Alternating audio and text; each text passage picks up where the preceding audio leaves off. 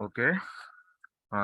তো আজকের টপিকটা হইতেছে ডিনায়াল অফ সার্ভিস। সবার অনেক পরিচিত, অনেক প্রশংসিত এবং বহুল ব্যবহৃত সাইবার অ্যাটাক।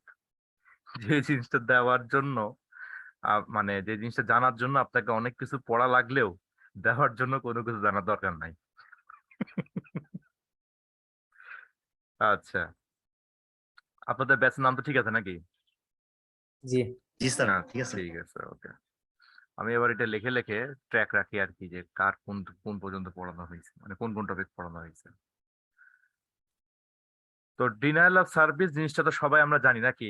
এখানে আমার মনে হয় এমন কেউ নাই যে ডিনায়াল অফ সার্ভিস নাম শুনি নাই আগে, এটা এটা বলবে। আছে নাকি? না স্যার, মোটামুটি সবাই জানি। সবাই জানি। হ্যাঁ, ডিনায়াল অফ সার্ভিস সেটা হইতেছে যে টেকনোলজি ব্যবহার করে, আমার হিসাবে টেকনোলজি ব্যবহার করে নন টেকনিক্যাল অ্যাটাক দেওয়ার মতো একটা। হ্যাঁ, যে আপনার least amount of technical knowledge ছাড়াই আপনি আসলে আক্রমণ দিতে পারবেন। তো যাই হোক, তারপর আমরা একটু টেকনোলজি নিয়ে একটু পড়াশোনা করি, কারণ সফিস্টিকেট ভাবে অ্যাটাক দিতে হলে পড়াশোনার আসলে কোনো বিকল্প নাই। তো একটা denial of service is an attack on computer or network that reduces, restricts or prevent access to system resources for legitimate users. তাহলে এই ডিনায়াল অফ অ্যাটাক যেটা, ডিনায়াল অফ সার্ভিস অ্যাটাক, এটা হচ্ছে কি এমন একটা অ্যাটাক যেটা কম্পিউটার অথবা নেটওয়ার্কের উপরে আসলে আক্রমণ করা হয়, যেটা দিয়ে আপনার সিস্টেমের রিডিউস করে, ইনফ্যাক্ট রেস্ট্রিক্ট করে, অথবা সেখানে যদি কেউ অ্যাক্সেস নিতে চায় কোনো একটা সিস্টেমে, সেখান থেকে তাকে প্রিভেন্ট করা হয় ফ্রম লেজিটিমেট ইউজার্স। এই ডিনায়াল অফ অ্যাটাক সার্ভিসটা জিনিসটা আসলে কি, যে attacker flood a victim system with non-legitimate service request or traffic to overload its resources and bring down the system, leading to an unavailable of the victim's website, or at least significantly reduces the victim's system or network performance. তো technically এখানে কি হইলো সেটা আমি না বলে আমি একটু নর্মাল হিসাব করি। সেটা হচ্ছে কি, যে মনে করেন যে আমাদের আব্দুল্লাহ আল মাসুদ স্যার, উনি আহ মিনি বার্গারের দোকান দিচ্ছেন মনে করেন। মিনি বার্গার চিনেন তো নাকি? আগে 50 টাকা করে পাওয়া যেত, এখন সবার জায়গায় 70 টাকা করে পাওয়া যায়। বিভিন্ন রকমের টং দোকানে হচ্ছে বার্গার আর হইতেছে চিকেন ভাজি করে দিয়ে দেওয়া হয় একবারে। চিনি ভাইয়া। এই তো তো এখন উনি এই টাইপের দোকান দিছে। তো উনার একটা মিনি বার্গার খাওয়ার জন্য আমাদের সৌরভ গেছে হচ্ছে উনার দোকানে। দোকানে খেতে গিয়ে এখন উনাকে অর্ডার দেওয়া হলো যে আমাকে একটা মিনি বার্গার দেন। ভালো কথা। মিনি বার্গার প্রিপেয়ার করতে উনার সময় লাগে মনে করেন 2 মিনিট। সবই হাতের কাছে রেডি আছে, গরম করা আছে, চিকেন ভাজি করা আছে, জাস্ট একটার পর একটা দিব, দিয়ে আমি সার্ভ করে দিব।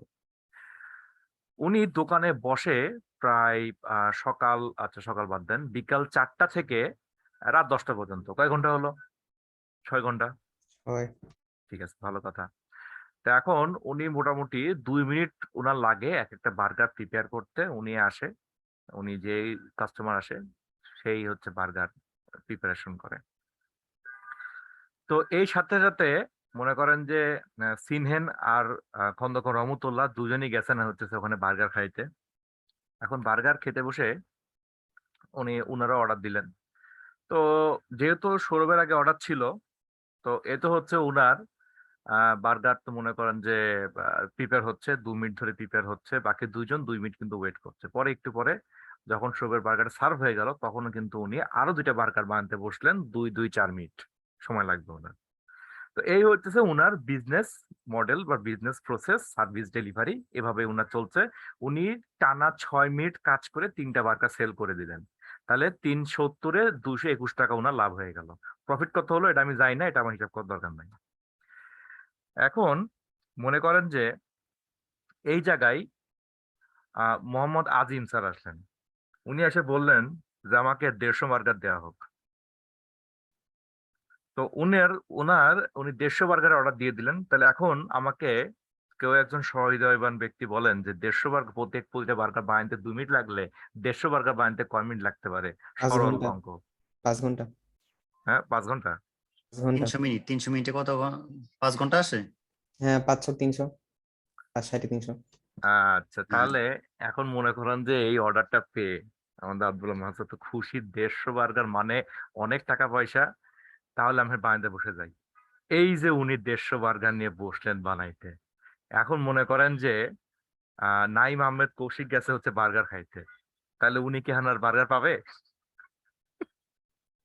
এমন না যে সার্ভিস চলতেছে না, সার্ভিস কিন্তু চলতেছে। আর এদিকে বার্গারও কিন্তু সেল হচ্ছে, কিন্তু মানে বার্গার সেল হওয়ার জন্য দোকানও কিন্তু খোলা, কিন্তু কোনো বার্গার কি সেল হবে এই এই প্রসেসের মাঝখানে? না। না। তার মানে 5 ঘন্টার আগে কোনো বার্গার ডেলিভারি হবে না। এখন মনে করেন যে হারুনুর রশিদ, রিয়াজুল ইসলাম, সোহাগ হাসান, হ্যাঁ সবাই, তহিদুজ্জামান, সবাই যাচ্ছেন হচ্ছে বার্গার খাইতে, বার্গার তো আর সেল হচ্ছে না, বার্গার তো আর পাওয়া যাচ্ছে না। কি জন্য? কারণ উনি 150 বার্গার বানাতে ব্যস্ত। তো তখন এই হচ্ছে হ্যাঁ, তখন স্যার, হচ্ছে মাসুদ ভাই ইয়ে করবে, ব্যাকআপ সার্ভার নিয়ে আসবে, ভাবিকে ফোন দিবে তুমি চলে আসো, দিয়ে ভাবি দিয়ে ফ্যামিলি দিয়ে সব মনে করেন যে একবারে প্রোডাকশন শুরু করে দিবে সেই রকম করে। আবার যদি আচ্ছা, 150 রিকোয়েস্ট আসে তখন হ্যাঁ, তখন এই শ্বশুর যে বাড়ি তখন থেকে লোক কারে নিয়ে আসবেন, তখন শ্বশুর কারে শাশুড়ি নিয়ে আসবেন ভাই, হুম শ্বশুর শাশুড়ি নিয়ে আসবেন। আচ্ছা ঠিক আছে, স্যার ঠিক আছে, এরকম একটা স্যার এরকম একটা বলেন। ছোট্টখাটো আপনার এক্সপিরিয়েন্স হয় যখন পিঠার দোকানে, মহল্লার পিঠার দোকানে পিঠা খাইতে যায়। হ্যাঁ, তো হুম, গিয়া দেখি মানে প্রায় 10টা 15টার অর্ডার দিয়া দেয়, হুম, তখন বসে থাকতে হয় এরকম। হ্যাঁ, এইটা হইতেছে বিষয়, যে একসাথে অনেকগুলা যখন আপনি অর্ডার দিবেন, তখন কিন্তু খুব স্বাভাবিক আপনার সার্ভিস, যে সার্ভার যেটা আছে তার সার্ভিস কিন্তু ডেলিভারি দেওয়া থেকে কিন্তু কি হয়ে যাবে, পিছায় যাবে। তো এইটাই কিন্তু এখানে বলতেছে যে যখন কোনো একটা সার্ভারে যখন রিকোয়েস্ট পাঠানো হয়। হ্যালো, স্যার শোনা যাচ্ছে। আচ্ছা শোনো, আচ্ছা ঠিক আছে, আচ্ছা ওকে। জি স্যার, শুনতে পাচ্ছি স্যার। আচ্ছা, আমার কাছে মনে হয় নেট চলে গেছে। আচ্ছা, তো এখন যখন কোনো একটা সার্ভারে যখন সবাই এরকম রিকোয়েস্ট পাঠায়, একজন দুইজন রিকোয়েস্ট পাঠাইলে কোনো প্রবলেম নাই। যখন এত বেশি রিকোয়েস্ট চলে আসলো যে আমার পুরো সিস্টেমটাই আসলে বিজি হয়ে গেল রিকোয়েস্ট প্রসেসে, নতুন রিকোয়েস্ট আর আমার প্রসেস করার সুযোগ নাই, তখনই কিন্তু সে সার্ভিস থেকে আহ, যেটা সার্ভিস, সে সার্ভিস থেকে সে আসলে বলতেছে যে আমি ডিনাই করতেছি, আমার পক্ষে এখন সার্ভিস দেওয়া সম্ভব না। আর এটাই হইতেছে ডিনায়াল অফ সার্ভিস, সার্ভিস দিতে অস্বীকৃতি জানানো। বুঝতে পারলাম। আর জি স্যার। এই জিনিসটা কি হয়, কম্পিউটারের রিসোর্সের উপরে আক্রমণ করা হয়। দ্যাট মিনস এমন কিছু রিসোর্স দেওয়া হয়েছে, এমন একটা কাজ দেওয়া হয়েছে কম্পিউটারের উপরে, যেটা আপনার প্রসেস করতে যে পরিমাণ র্যাম এর পাওয়ার আছে, সেই পরিমাণ র্যাম, সরি, যে পরিমাণ প্রসেসরের পাওয়ার আছে সেই পরিমাণ প্রসেসরের প্রসেসিং ক্ষমতাকে কনজিউম করে ফেলছে। অথবা যে প্লাস পরিমাণ, ব্যান্ডউইথ। হ্যাঁ তারপর আছে ব্যান্ডের সবার লাস্টে। তো এরপরে হচ্ছে যে এমন হয়েছে যে আমার র্যাম আছে, যে পরিমাণ র্যামে আমার ক্যাপাসিটি আছে সেই পরিমাণ র্যামের সে ধারণ ক্ষমতা সে আসলে কমাই ফেলছে। এমন হইতে পারে যে আমার এত পরিমাণ লগ জেনারেট হয়েছে যে আমার স্টোরেজ বা হার্ড ডিস্ক পর্যন্ত ওভারলোডেড হয়ে হার্ড ডিস্ক আর জায়গা নাই, আর সে কিছু করতে পারতেছে না। আর সেই সাথে নেটওয়ার্কের উপর যদি আক্রমণ দেওয়া হয়, তাহলে সেই নেটওয়ার্কে যে পরিমাণ ডাটা ট্রান্সফার করার কথা এট আ টাইমে, তার থেকে বেশি ডাটা ট্রান্সফার করতে গেলেই কিন্তু অ্যাডিশনাল ডাটাগুলা কিন্তু আর জায়গা পাবে না ট্রান্সফার হওয়ার জন্য। তাহলে স্টোরেজের উপরে আক্রমণটা প্রথমে আসে। আক্রমণ স্টোরেজের উপরে আসে না, আমি যে কয়েকটা অ্যাটাক ভেক্টর বললাম বা অ্যাটাক সারফেস বললাম, ওই ওই কয়টা অ্যাটাক সারফেসে কিন্তু আসলে আক্রমণ হতে পারে। এবং এই সারফেস গুলাকে আসলে 3 ভাগে বিভক্ত করা হয়েছে, এই বিষয়টা নিয়ে আমরা আস্তে আস্তে দেখবো। ওকে, জি। আচ্ছা, আমি আগেই বলছি যে এটা অ্যাটাক, আমি যখন অ্যাটাক দিব তখন আপনার অ্যাটাক দেওয়ার জন্য কোনো টেকনিক্যাল নলেজের প্রয়োজন নাই, একটা দুইটা কমান্ড লিখলে কাজ হয়ে গেল, কিন্তু জিনিসটা বুঝতে পারাটা অনেক বেশি ইম্পর্টেন্ট। জি আচ্ছা, অবশ্যই। আমার এখানে নেটওয়ার্ক কানেকশন আনস্টেবল দেখাচ্ছে, যদি ইন কেস ডিসকানেক্ট হয়ে যায় আর কি, সবাই একটু ধৈর্য ধরে বসবেন। আচ্ছা, তো এখন কই গেল, এই যে দেখতে পাচ্ছি যে outcome of DoS attack, DoS অ্যাটাকের আউটকাম কি, রিসোর্স যা আছে কনজিউম হয়ে যায়, bandwidth, disk space, CPU time, data structure যা আছে সবই কিন্তু অকুপাইড হয়ে যায়। এমনকি অ্যাকচুয়াল ফিজিক্যাল ডিস্ট্রাকশন পর্যন্ত হইতে পারে, অর্থাৎ সার্ভারে কিন্তু আগুন ধরে যেতে পারে এই ডস অ্যাটাক দেওয়ার জন্য। হ্যাঁ, ইনফ্যাক্ট সার্ভারে আগুন বাদ দেন, আপনার যে রাউটার যেটা আছে সেই রাউটার পর্যন্ত এরকম অ্যাটাক প্রসেস করতে গিয়ে দেখা যাচ্ছে কি, যে ইয়া হয়ে যেতে পারে, কি বলে, অকেজো হয়ে যেতে পারে। রাউটার পুড়ে যেতে পারে। ইনফ্যাক্ট হচ্ছে যে আপনি যদি কোনো একটি স্টোরেজ যদি এরকম মনে করেন যে ওভারওয়ার্ক করতে গিয়ে ব্লক কিছু ব্যাড সেক্টর পড়ে গেল, ফাইল করাপ্ট হয়ে সিস্টেম ডাউন হয়ে গেল, তাহলে সোর্স কোড পর্যন্ত সেখানে কিন্তু কিছু অংশ ফাইল মুছে যেতে পারে, ডাটা করাপ্ট বা লস্ট হয়ে যেতে পারে। এইটার মতোই আরেকটা অ্যাটাক আছে, তার নাম হইতেছে deeds, distributed denial of service. তো এই ডিডস অ্যাটাকটা বুঝতে হলে ডস অ্যাটাকটা আমাদের আগে আরেকটু টেকনিক্যাল ওয়েতে বুঝে আসতে হবে। টেকনিক্যাল ওয়ে ঠিক না, সুডো টেকনিক্যাল বা সেমি টেকনিক্যাল ওয়েতে একটু বুঝে আসতে হবে।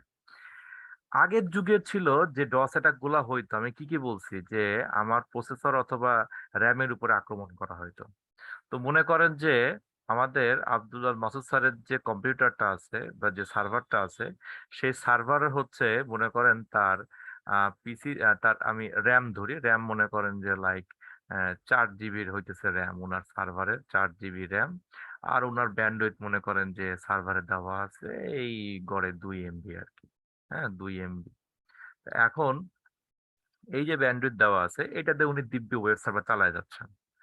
এখন এই পাশে মনে করেন যে খন্দকার রহমতুল্লাহ স্যার বসছেন, আচ্ছা আমি এটাকে অন্য একটা কালার দিই, খন্দকার রহমতুল্লাহ স্যার বসছেন, বসে উনি মনে করেন যে এই খন্দকারের কে আর এই আব্দুল্লাহ মাসুদের হচ্ছে এ দিলাম এখানে। তো উনি একটা কম্পিউটার নিয়ে বসছেন, সে কম্পিউটারে মনে করেন যে র্যাম হইতেছে 8 জিবি, আর উনার যে নেটের স্পিড বা নেটের পাওয়ার সেটা আমি ধরে নিলাম মনে করেন যে লাইক 2 জিবি, কথার কথা 2 MB।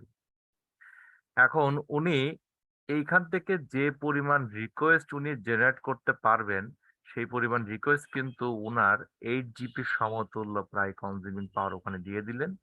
দেওয়ার পরে এইখানে 4 জিবি কিন্তু অকুপাই হয়ে গেল।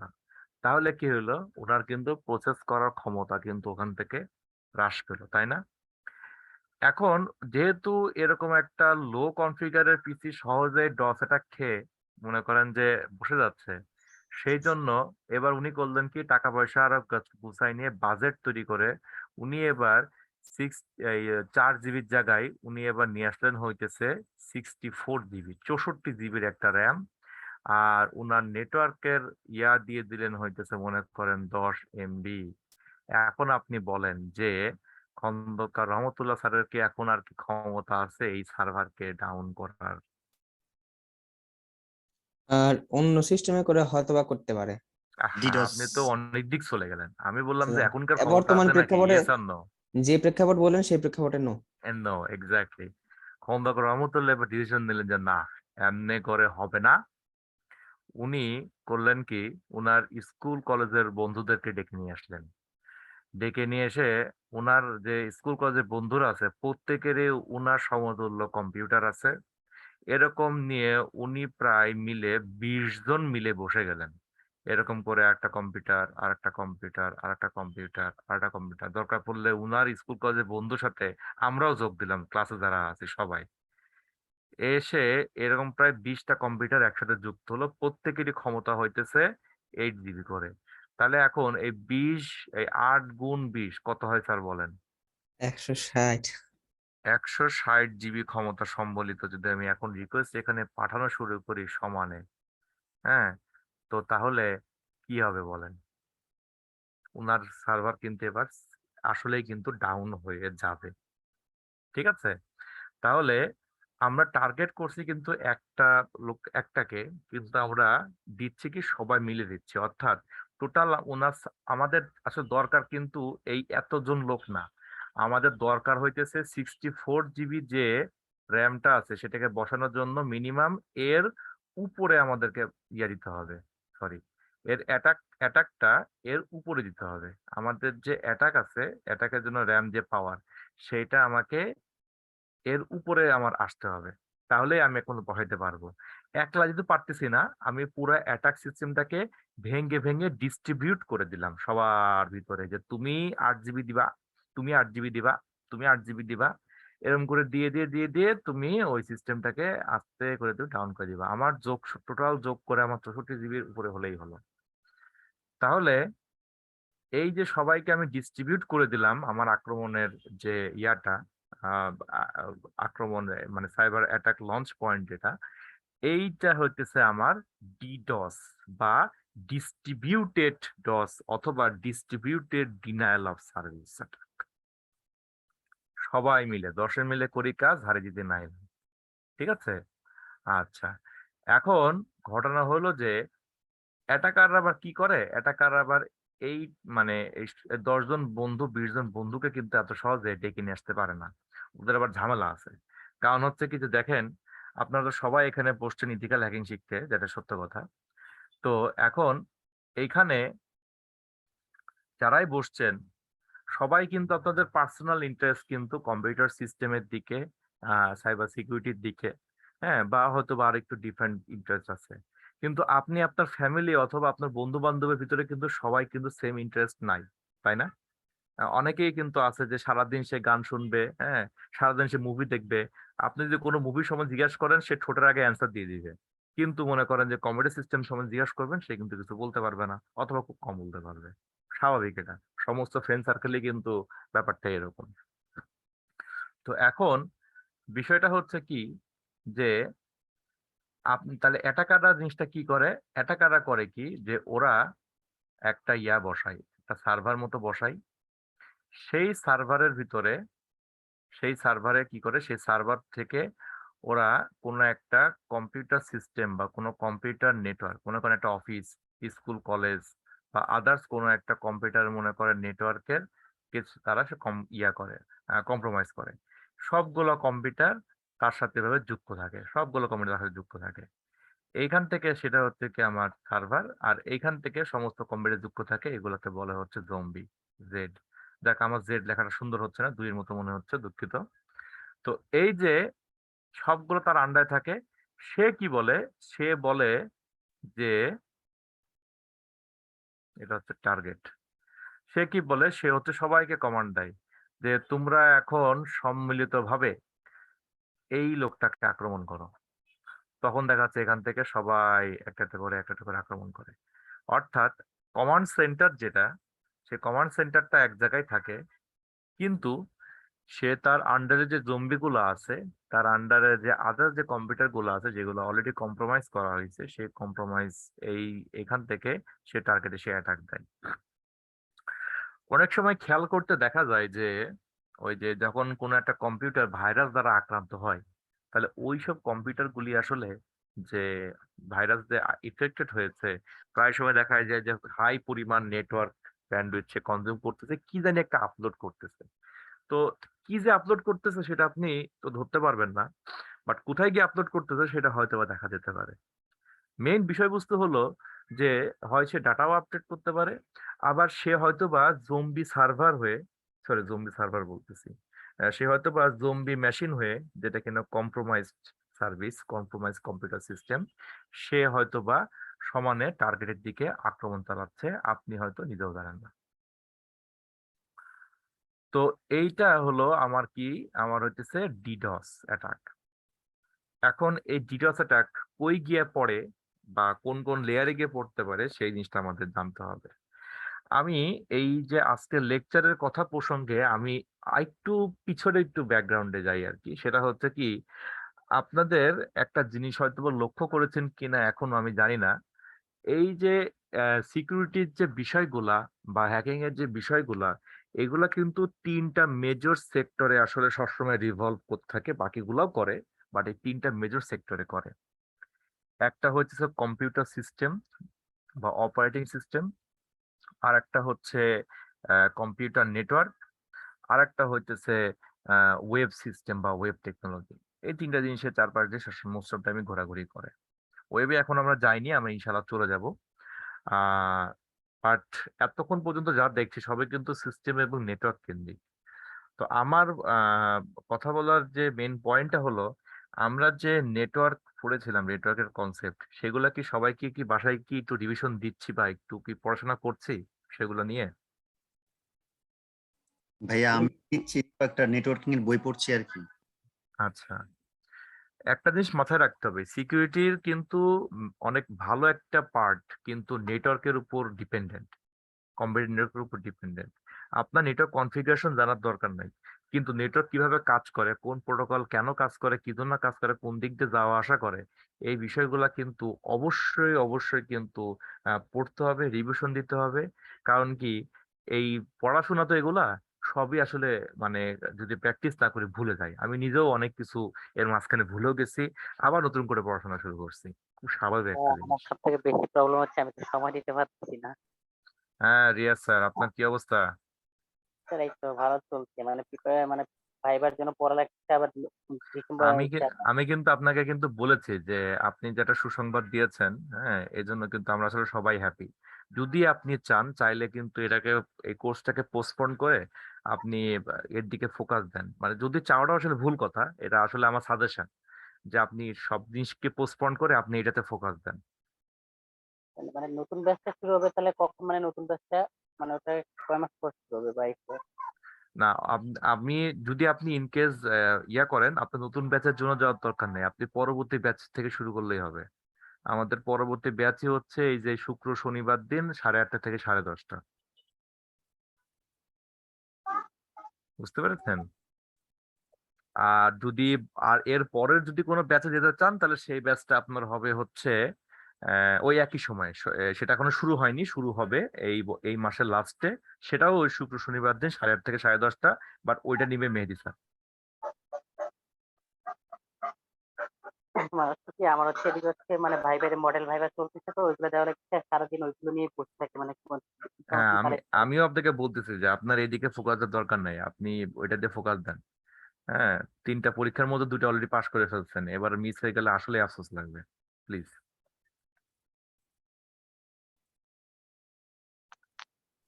বুঝতে পেরেছি স্যার।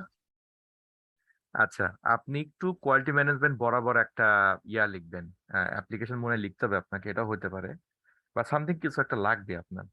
আহ, আপনি একটু আপনার কোয়ালিটি ম্যানেজমেন্টের কনসার্ন যে, মানে আমার এই কোর্সের জন্য যিনি আমি তো ম্যানেজ করে, প্রতিদিন ওনার কোনো নাম্বার পরীক্ষা কি আপনার টরীক্ষা আছে? দিলাম না। না না আমার কাছে নাম্বার নেই। আমি যেটা আপু নাম্বার ছিল, উনি আমাকে মাঝে মাঝে ফোন দিয়ে জিজ্ঞেস করতো যে পরে কেমন ক্লাস নিচ্ছে বা এই করছে। রাফসান ভাই, অ্যানোনিমাস স্যার, কি অবস্থা? আমি আছি আলহামদুলিল্লাহ। আমি তো কোনো পরীক্ষা দিলাম না, কি করবেন স্যার? কষ্ট সিস্টেমে পড়ে গেছে। যেহেতু পরীক্ষা দিলেন না, তাহলে আমাদেরকে মিষ্টি খাওয়ান এখন। হ্যাঁ, সেটা খাওয়ান। আহ, ইরফান ভাই কেমন আছেন ভাই? আমি আছি রেকর্ডিং এ। না, আপনাকে কিন্তু খুব মিস করি আমরা। জি, আমিও করি। দান আমি এই আমাদের কোয়ালিটি কনসার্নের নাম্বারটা আমি দিচ্ছিলাম, একটা মিনিট। রাফসান ভাইয়া, বলেন। আপনার নাম্বারটা কোন? আমার নাম্বার নিবেন? জি। আচ্ছা ঠিক আছে।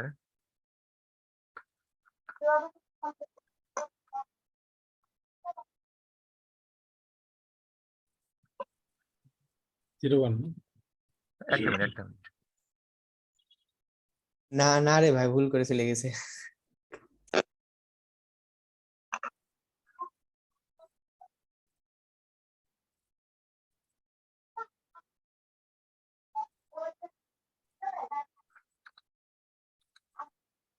এটা হইতেছে কোয়ালিটি ম্যানেজমেন্ট, আমি কিউএম লিখতেছি। আর যার সাথে আপনার কথা হবে ওনার নাম হইতেছে রিমি আপু। হ্যাঁ, তো ওনার সাথে একটু কথা বলবেন। কি কথা বলবো? না না, ইয়া না, ইয়া, আপনাকে বলতেছি না, ওই যে কি জানি, আমাদের রিয়াজুল ইসলাম, ওনাকে বলতেছি উনি এটা। কি নতুন ব্যাচে যাবে? হ্যাঁ হ্যাঁ, উনি ব্যাচ চেঞ্জ করতে হবে ওনার, যে চেঞ্জ বলতে কি, উনি ওই যে ব্যস্ত, উনি ব্যাচ কন্টিনিউ করতে পারছেন না, আর আমিও সাজেস্ট করতেছি কন্টিনিউ না করার জন্য। আমারও তো সেম অবস্থা। উনার মতো, আপনার মতো অবস্থা না, না আপনার না, পানিশমেন্ট আছে। বলেন তাহলে লিখি কি? আহ, ওনাকে ফোন দিবেন, এই যে রিয়াজুল ইসলাম, শুনতে পাচ্ছেন স্যার? কোথায় গেল? আছে কিন্তু নাই। আচ্ছা ঠিক আছে, তো আমি এখানে দিয়ে দিয়েছি নাম্বার। নাম্বার ঠিক দিলাম তো নাকি? হ্যাঁ ঠিক আছে। আচ্ছা, ওনাকে ফোন দিয়ে বলবেন যে ম্যাডাম আমি ইয়া করতে পারছি না, কন্টিনিউ করতে পারছি না, আপনার কারণটা বলবেন, রিজনটা বলবেন যেটার জন্য করতে পারছেন না, এবং এটাও বলবেন যে আমি ইয়া করেছি, কি বলে মানে কোর্স ইনস্ট্রাক্টরও ইয়া করেছেন আপনাকে, এটাই বলেছেন যে আপনি নেক্সট কন্টিনিউ করেন, আপাতত এটা ইয়া করার দরকার নাই, কন্টিনিউ করার দরকার নাই। আমারও কি আচ্ছা, এরকম চান্স টান্স দেওয়া যায় না? হ্যাঁ আপনার আপনার হচ্ছে পানিশমেন্ট আছে, আপনি এখন বলেন তো মিষ্টি খাবেন কবে? কবে খাবেন বলেন? হ্যাঁ কবে আপ- খাবেন? আপনি আসেন ইয়াতে আসেন, কেটিভি আসেন, এসে দেখা সাক্ষাৎ করে মিষ্টি খেয়ে তারপর আপনি পারমিশন নেবেন। জি জি জি, অবশ্যই। আচ্ছা, তা আপনার নাম্বারটা দেন। আচ্ছা ঠিক আছে। উম, 312001321। এতগুলা লোকের মাঝখানে খালি 2জন মিষ্টি খাওয়া খাই কথা বলবে, বিষয়টা মেনে নেওয়া কষ্টকর। ডেলিভারি চার্জ আপনাদের? হ্যাঁ, কিন্তু আপনার যে মানে যে পণ্যটা পাঠাবেন সেটা হচ্ছে মূল্যমান হতে হবে ডেলিভারি চার্জের কমপক্ষে 5 গুণ, তাহলে রাজি আছে। ঠিক আছে। আচ্ছা, আমার ডেলিভারি চার্জ লাগলো 50 টাকা, দেখলেন যে Good. ভিতরে 20 টাকা পিসের একটা মিষ্টি এটা রয়েছে এটা শুধু। ভালো বলছেন, হ্যাঁ এটা ভালো বলছেন। মূল্য হচ্ছে গিয়ে ভালোবাসা, ভালোবাসার মূল্য তো অমূল্য, তাই না? তো ভালোবাসা থেকে যাবে। হ্যাঁ, অমূল্য সত্যায়ন 5 দিয়ে গুণ করেন, কি বেরোবে আমাকে জানেন। হ্যাঁ। আচ্ছা জি, ঠিক আছে। আমার তো পেটে কিছু একটা গৌরব ভাই, ঢোকার দরকার। আপনি পেমেন্ট করবেন, এর বিপরীতে অমূল্য ভালোবাসা পাবেন, বুঝছেন? আপনি আরে পরে নগদ, ক্যাশ অন ডেলিভারি। আমার ভালোবাসা নিয়ে ভাই আমি জানলা দিয়ে বের হয়ে গেলাম, ওই ভালোবাসার দরকার নাই। আচ্ছা নেন, আবার আমরা ফিরে আসি, ঠিক আছে? তো জি, কোথায় ছিলাম? Type of deeds attack. তো ডিডস অ্যাটাক হচ্ছে, ও আমি ওই যে লাস্ট কথা তো শেষই করতে পারিনি আর কি। তো আপনারা কম্পিউটার নেটওয়ার্কিং সম্বন্ধে আপনারা কিন্তু আবার পড়াশোনা ভালো করে শুরু করবেন, আবার গ্রুপ করে পড়ে বিষয়গুলোকে ভালো করে বুঝে নেবেন। আর যদি কেউ বই পড়েন, যেমন এই যে আব্দুল আল মাসুদ স্যার যে বই পড়তেছেন, আপনি আপনার বই কোন বই পড়তেছেন সেটা আপনি একটু শেয়ার করে রাখতে পারেন, যাতে অন্যরাও এই বইটা নিয়ে পড়াশোনা করতে পারে। ভাই এই মুহূর্তে পড়তেছি একটা কারিকুলামের বই, যে আপনার ওই নেটওয়ার্ক অ্যাডমিনিস্ট্রেশন এন্ড সার্ভিসেস, এটা আপনার কারিকুলামের বই আর কি। কারিকুলামের বই মানে এটা কিসের মানে? একাডেমিক বই, পাঠ্যপুস্তক? জি স্যার, একাডেমিক। ও আচ্ছা, মনে হয় খুব সম্ভবত ডিগ্রি ডিগ্রি নাকি নাকি হইব আর কি, বিএসসি হইব। আপনি অনেক ডিপে চলে গেছেন, এতটা ডিপেও আসলে যাওয়াটা প্রয়োজন হবে কিনা। আচ্ছা যাই হোক, আপনি পড়ছেন পড়েন, আমি ডিসকাস করবো না। জি স্যার। আচ্ছা ঠিক আছে। আচ্ছা, তো এখন আমার এখানে প্রথম হচ্ছে ভলিউমেট্রিক অ্যাটাক, তারপর হচ্ছে প্রোটোকল অ্যাটাক, এবং তারপরে হচ্ছে আমার অ্যাপ্লিকেশন অ্যাটাক। তো আমার এই প্রথমে যে ভলিউমেট্রিক অ্যাটাক গুলো ইউজুয়ালি হচ্ছে আমার যে নেটওয়ার্ক বেস প্রোটোকল যেগুলো আছে, হ্যাঁ, যেমন UDP flood attack plus ICMP flood. তো এই টাইপের অ্যাটাক গুলো হচ্ছে আমার ভলিউমেট্রিক অ্যাটাক বলা হয়। আর যে অ্যাটাক গুলো হচ্ছে আমার এই ট্রান্সপোর্ট লেয়ারে করা হয় টিসিপির উপরে, হ্যাঁ, সেগুলো হচ্ছে আমার প্রোটোকল বেস অ্যাটাক। মানে প্রোটোকল উপর দেখা যাচ্ছে কি যে কোনো ম্যাল ফাংশন হলো, বা প্রোটোকলে দেখা যাচ্ছে কি যে অন্য কোনো একটা লজিক ফ্লো এর জন্য আমার আটকে গেল, বা এক গাদা আমি রিকোয়েস্টই পাঠিয়ে দিলাম দরকার পড়লে, সেটা হচ্ছে আমার প্রোটোকল বেস অ্যাটাক।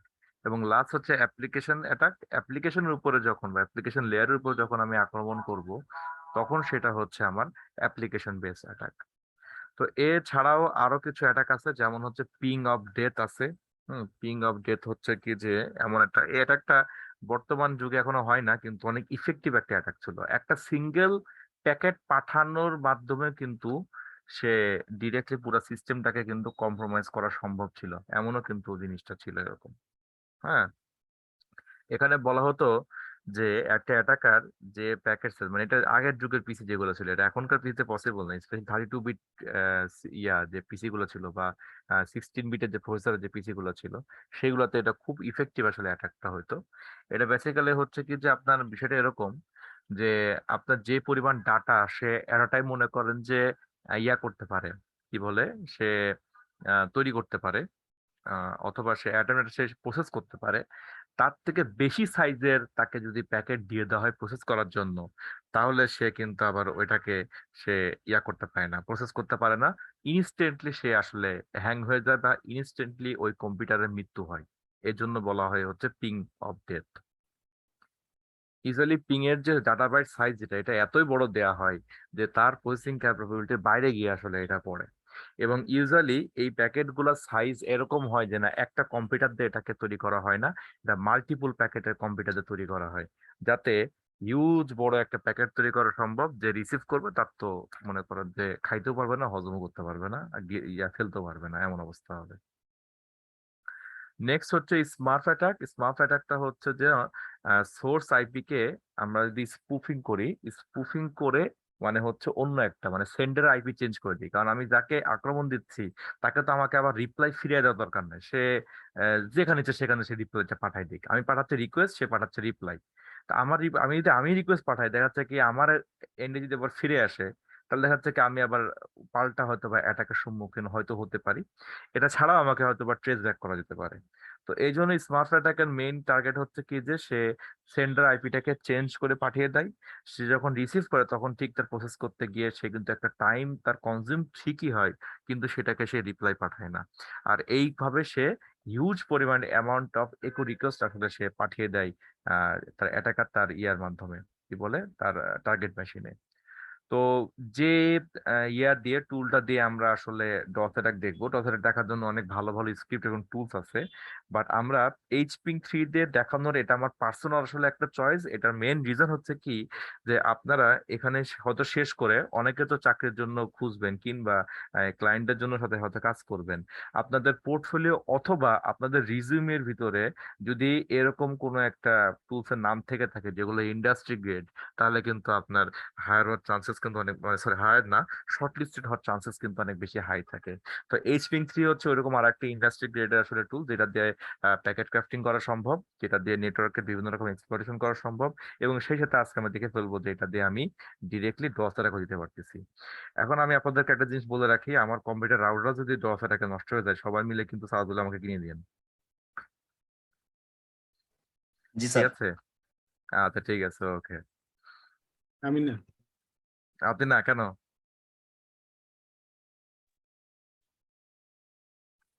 আমি রাজি নই।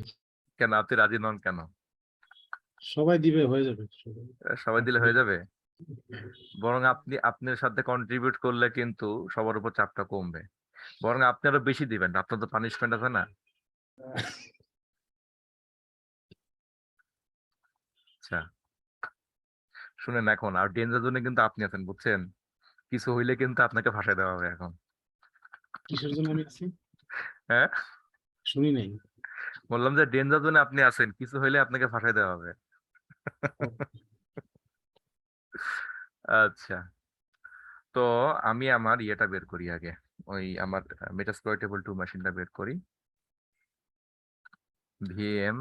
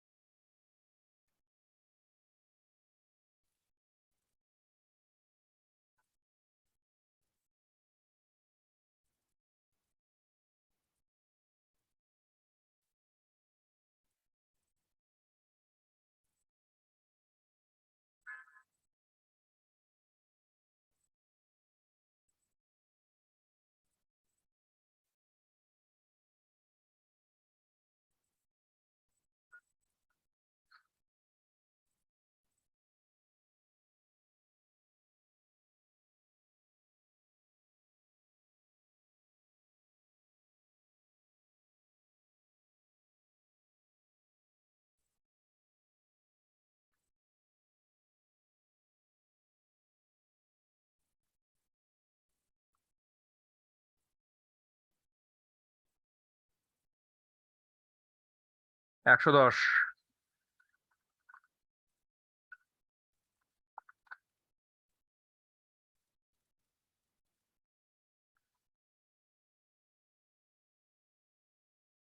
উম কোথায় গেল?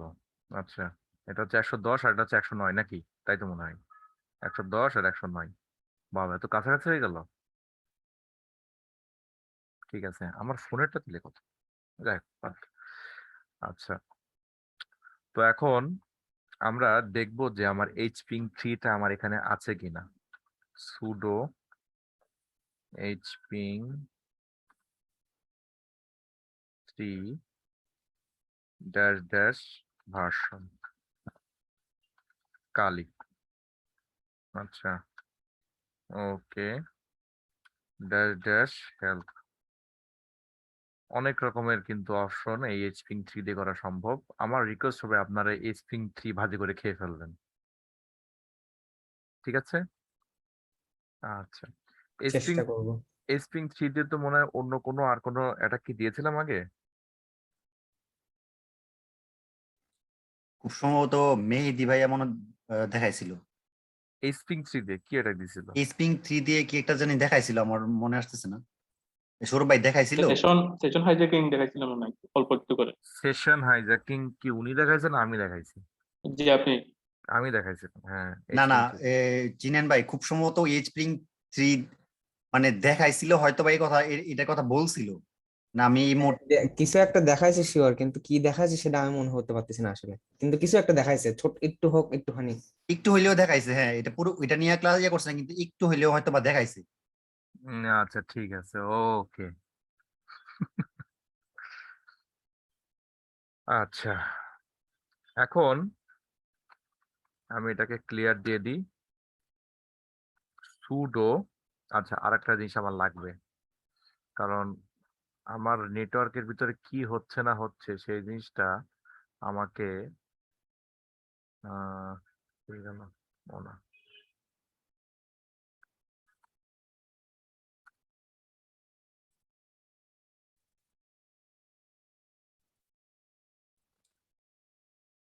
ক্লিয়ারলি জানতে হলে আমাকে ওয়ারশার্ক দিতে হবে।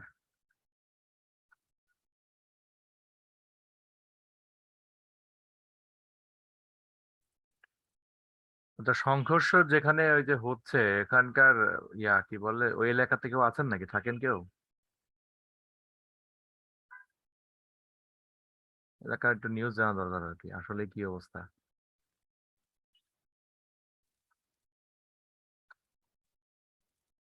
আচ্ছা, এখানে আমার দুইটা আইপি অ্যাড্রেস আমি এখানে সুন্দর করে লিখে ফেলি। আমি এখান থেকে জাস্ট এটাকে দিচ্ছি এই জন্য যাতে আমি নেটওয়ার্কের আন্ডারে কি হচ্ছে সেটা যেন সুন্দর করে বুঝতে পারি। 190, এই যা হয়ে গেল, 192.168.0.100, একটা হচ্ছে 110, একটা 109, তাই না? তাহলে Z7 দিয়ে IP.addr is equal to 192.168.0.109। আর এগুলো তো আপনি সেভ করে রাখতে পারেন, যাতে বারবার টিপা না লাগে, এটা ফিল্টার সেভ করে রাখা যায়। ফিল্টার সেভ করে রাখা যায়, তারপরও মাঝে মাঝে ব্যবহার করে যাতে কখনো ভুলে টুলে না যায় আর কি। সুন্দর। হুম, আচ্ছা।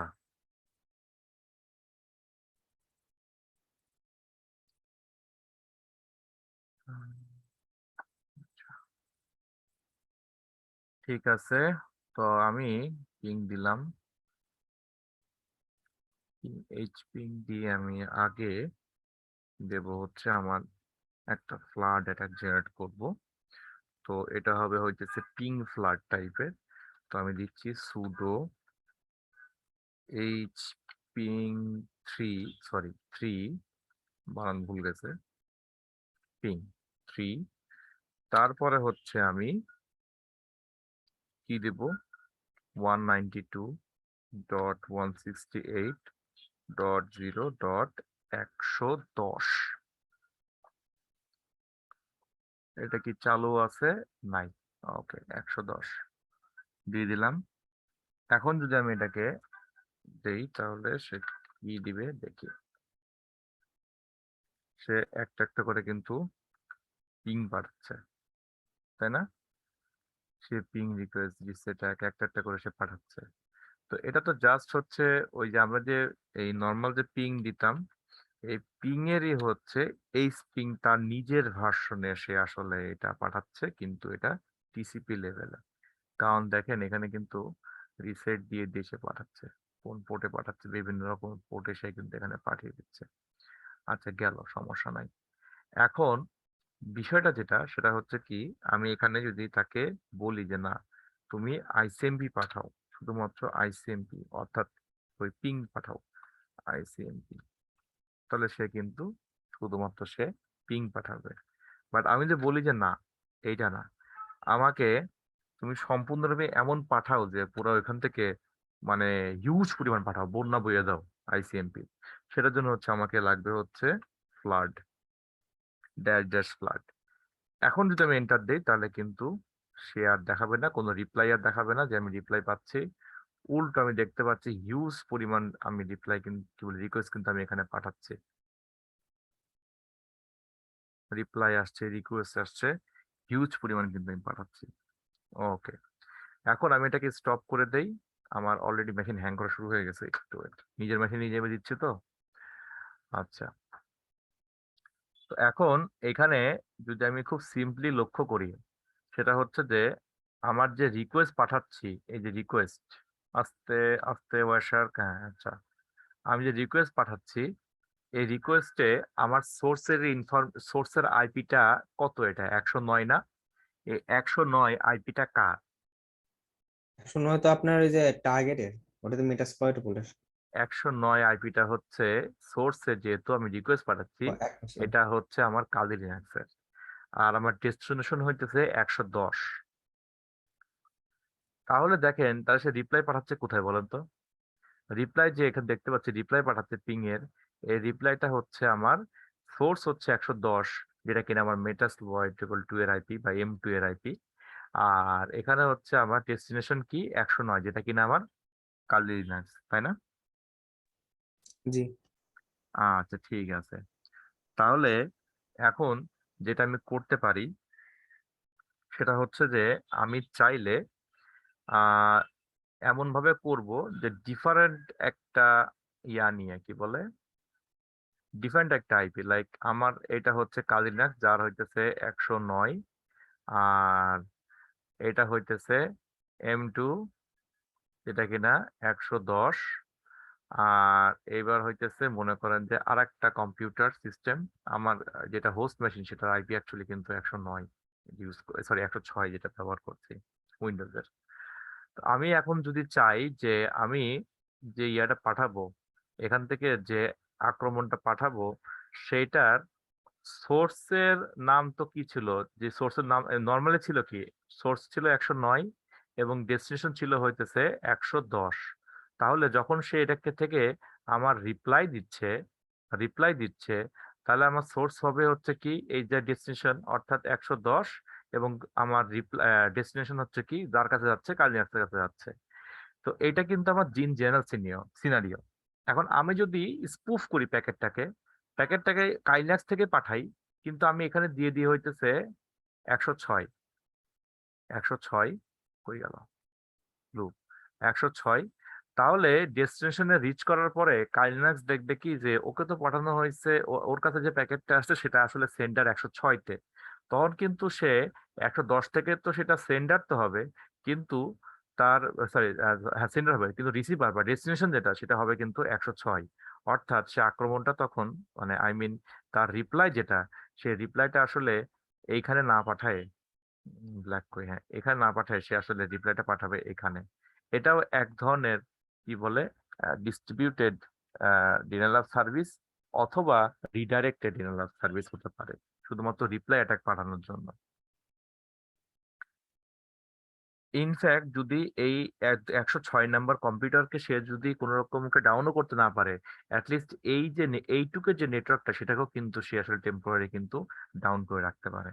আচ্ছা, তাহলে আমি এখন দেখি কিভাবে আমি এটাকে স্পুফ করব, সেটা আমরা দেখি। ও আরেকটা বিষয় আছে, সেটা হচ্ছে কে আসলে ডিনাল অ্যাটাক সার্ভিসটা দিল সেটা কিন্তু জানতে পারা গেল না।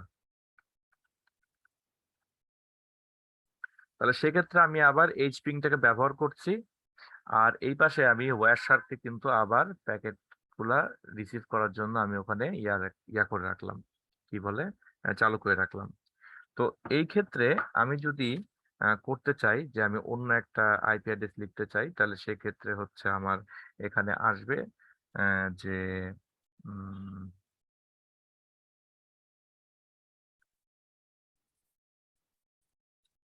ড্যাশ ড্যাশ স্পুফ দিয়ে 192.168.0.100 মনে করেন 6 দিয়ে দিলাম।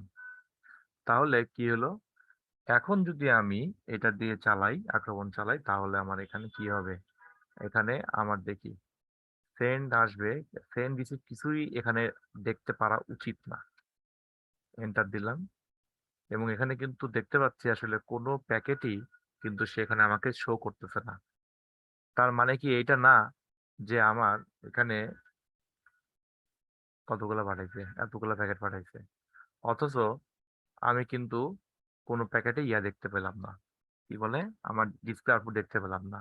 এর কারণ হচ্ছে যে যে প্যাকেট গুলো আসলে মানে নেটওয়ার্কের মাধ্যমে ট্রান্সমিট হচ্ছে সেগুলা কিন্তু আসলে কিন্তু না, কি বলে তার ভিতরকার আইপি অ্যাড্রেস কিন্তু আমার এখানে ফিল্টারে দেওয়া ছিল যে আমি ওই সমস্ত আইপি অ্যাড্রেস দেখতে চাই, যে ওই সমস্ত প্যাকেট দেখতে চাই যার ভিতরে সোর্স অথবা ডেস্টিনেশন দুই জায়গার যে কোনো এক জায়গায় এই দুইটা আইপি মোটামুটি কমন থাকতে হবে, অর্থাৎ 109 এবং 110 থাকতে হবে। কিন্তু আমি যে প্যাকেটগুলোকে ট্রান্সফার করছি সেগুলো কিন্তু স্পুফ প্যাকেট ছিল, স্পুফড আইপি প্যাকেট ছিল। তো সেই জন্য হচ্ছে আমার অবশ্যই সেখানে হয়তো ডেস্টিনেশন 110 হলেও আমার সোর্স কিন্তু 106। তাহলে আমি যখন 106 লিখে যদি এন্টার দেই তাহলে কিন্তু আমার ওই দেখেন লোড হচ্ছে, হিউজ পরিমাণ কিন্তু আইপি প্যাকেট কিন্তু আমি পাচ্ছি। আমার এটা দেখার উদ্দেশ্য হচ্ছে কি, দেখেন আমার 106 নাম্বার আইপি দিয়ে কি আমি অ্যাটাক দিয়েছিলাম বা ডিডোস চালু করেছিলাম বা স্ট্রিং চালিয়েছিলাম? এটা কি না 106 নাম্বার ছিল নাকি 109 নাম্বার ছিল? ছয় 109, কিন্তু দোষ হলো কার? ছয় 106। ঠিক আছে, আচ্ছা। এখন একটা জিনিস লক্ষ্য করে সেটা হচ্ছে কি, আমার এখানে ডাটা লেন্থ দেখাচ্ছে 42, বেসিক্যালি বিভিন্ন রকমের হেডার টেডার দিয়ে হচ্ছে টোটাল আমার এত বাইট অফ ডাটা আমি সেন্ড করছি। তো আমি যদি চাই, আমি দরকার পড়লে আমার যে ডেটা আছে সেই ডেটাকে আমি আরো এক্সটেন্ড করে আরো একটু বড় করে আমি হয়তো বা পাঠাতে পারবো। হ্যাঁ, বিশাল বড় বড় আমি ফাইল বা ডেটাওয়ালা প্যাকেট আমি পাঠাতে পারি। তো সেটা আমি কিভাবে পাঠাবো? সেটা পাঠানোর ওয়ে হচ্ছে কি যে আমি এইখানে যে দিয়েছিলাম, কি বলে স্পুফটাকে আমি এই মুহূর্তে জাস্ট উঠিয়ে নিই সিম্পলিফাইড রাখার জন্য। তো আমি এখানে স্যার দিয়ে দিলাম। হ্যাঁ স্যার, কই বলেন ওই তুমি। হচ্ছে আপনার ওই পিং অফ ডেথ যেটা বললেন, তাহলে হুম। এখন যে টিসিপি তে যে হচ্ছে আপনার ছোট ছোট করে সেগমেন্ট সেগমেন্ট করে যে ডাটা পাঠায়, তার অন্যতম কারণ কি যে ওইটা যাতে বিশাল বড় প্যাকেট কেউ না পাঠাতে পারে? প্যাকেট না পাঠাবেন আমি বুঝলাম না। আপনি যে বললেন যে পিং অফ ডেতে হচ্ছে আপনার হুম এত বড় সাইজের একটা প্যাকেট পাঠায় যে মানে লিটারালি কম্পিউটারের হচ্ছে প্রসেসিং ক্ষমতার বাইরে, যার জন্য হচ্ছে আপনার ওই মানে সার্ভার, যার জন্য হুম সেটা হুম। ক্র্যাশ করে। না, তাহলে এটা ওইটা না, এটা হচ্ছে কি যে আগের যে ইয়াগুলা ছিল, কম্পিউটার গুলা ছিল, সেগুলো হচ্ছে আপনার 16 বিট বা 32 বিটের প্রসেসর গুলা মেইনলি ছিল। হ্যাঁ এখন হ্যাঁ কম্পিউটার গুলো তো সব 64 বিটের প্রসেসর। তো জি ওই 16 বিটের প্রসেসর গুলা লার্জ অ্যামাউন্ট অফ ডাটা তারা একসাথে প্রসেস করতে পারতো না। ছোট ছোট করে পাঠাইতো, তখনও যাইতো, এখনো যায়। কিন্তু ওইখানে গিয়ে যখন একটার পিছে আর একটা জোড়া লাগায় লাগায় যখন বড় একটা ডাটা তৈরি করে, ওই বড় ডাটাটা তখন সে প্রসেস করতে পারে না। বুঝতে পারছি। তাহলে টিসিবি কি অনেকদিন আগে থেকে ছিল, অথবা হ্যাঁ হ্যাঁ টিসিবির মতো ছোট ছোট প্যাকেট পাঠানো? হ্যাঁ হ্যাঁ। বুঝতে পারছি। নেন। আচ্ছা, তো এখন এইখানে হচ্ছে যে কই গেল এটা? আচ্ছা, এখন যদি আমি মনে করেন যে ডাটা ভরে পাঠাই দিয়ে এর ভিতরে, তাহলে দেখি যে এখানে যে 42 সাইজ ছিল এটা কিন্তু বেড়ে যাবেন বলতে কি এর সাথে যুক্ত হবে আরো, যুক্ত হয়ে দেখি নতুন আমাদের ডাটা লেন্থ কত হয় সেটা আমরা একটু দেখি। আমি এখানে দিয়ে দিচ্ছি হচ্ছে এন্টার। দিয়ে দেওয়ার পরে দেখেন 28 বিট অফ ডাটা তো এটা তো আছেই, সেই সাথে হচ্ছে 100 120 ডাটা বাইট আমি সাথে অ্যাড করে দিলাম। এখন যদি আমি এটাকে যদি পড়ার চেষ্টা করি, আমি এটাকে 9 দেই, এন্টার। 9 দিয়ে আমি এটাকে স্টপ করে দিই, নাহলে ও হ্যাং হয়ে যাবে। আচ্ছা, তাহলে এখন আমি দেখতে পাচ্ছি যে আগে ছিল 42, এখন তোমার চলে আসছে 1242 এক একটা সাইজ। 1242 মানে কি, এটা কি কিলোবাইটের? হ্যাঁ, এটা হচ্ছে বাইটে, কিলোবাইট না, বাইট।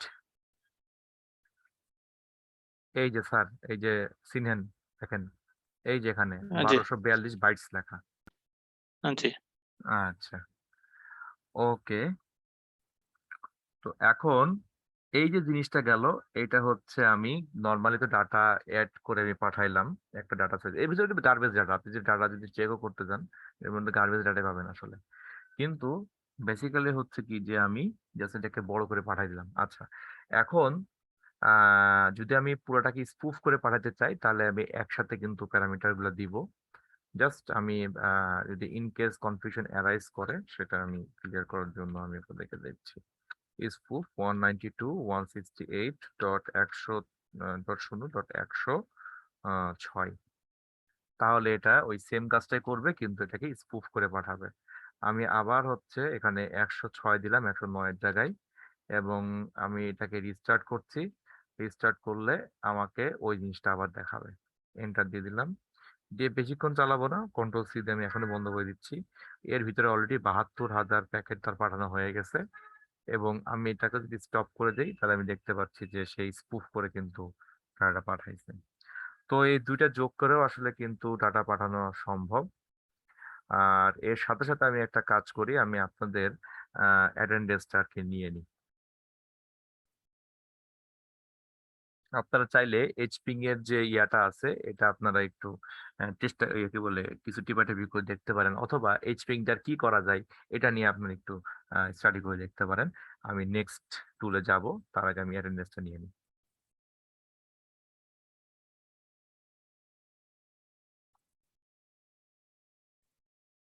আচ্ছা, ওকে। এখন এরপর হচ্ছে multi vector attack. So basically আমরা যে টাইপের কম্বিনেশন গুলো দেখলাম, তো তার ভিতরে সবগুলা যদি আমি মিলিয়ে দুই বা ততোধিক যদি আমি মিলিয়ে যদি আমি আক্রমণ করতে পারি, তাহলে সেটাই হইতেছে আমার কিন্তু মাল্টিভেক্টর অ্যাটাকটা বলে। তো এর সাথে আরেকটা আরেকটা টার্ম আছে, তার নাম হইতেছে পার্মানেন্ট ডিনায়াল অফ সার্ভিস বা পিডস। একটা তো ডিডস আর এটা হচ্ছে পিডস, পার্মানেন্ট ডিনায়াল সার্ভিস। অর্থাৎ আমি যতক্ষণ পর্যন্ত ডিডস দিই, যতক্ষণ পর্যন্ত আমি সার্ভিসটাকে ডাউন করে রাখলাম, ততক্ষণ পর্যন্ত আমি সেটাকে কনজিউম করে মানে বসায় রাখতে পারলাম, বিজি করে রাখলাম।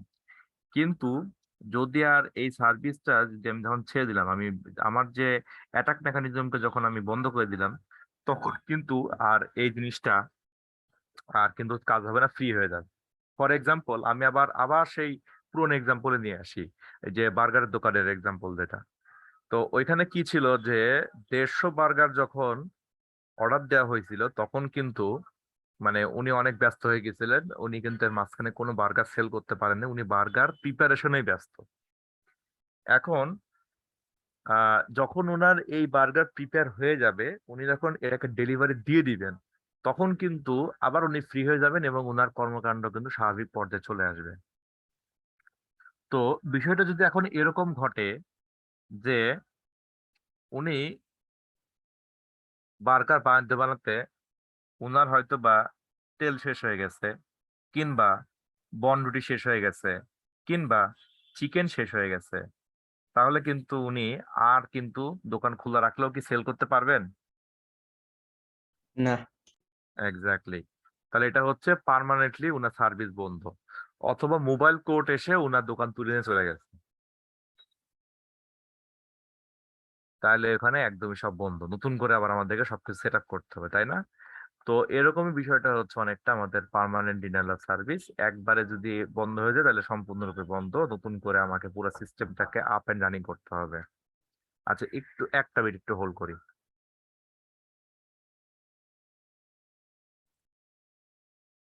আমার স্ক্রিনটা কি শেয়ার আছে তো নাকি? জি। আচ্ছা, ওকে। তো প্রথমের নাম যেটা সেটা হচ্ছে কি লেখা, ফ্ল্যাশিং। আপনারা ফ্ল্যাশ করার নাম শুনছেন না? ফোনের মেমরি কার্ড ফ্ল্যাশ করা, তারপর স্টোরেজ ডিস্ক ফ্ল্যাশ করা, পেন ড্রাইভ ফ্ল্যাশ করা, নাম শুনছেন না এগুলা?